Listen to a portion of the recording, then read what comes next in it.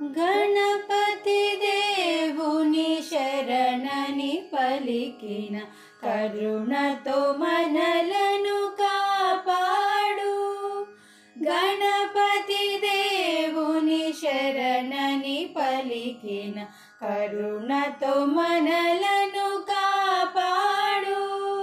భక్తిని ఇచ్చును, శక్తిని ఇచ్చును, కోటి విద్య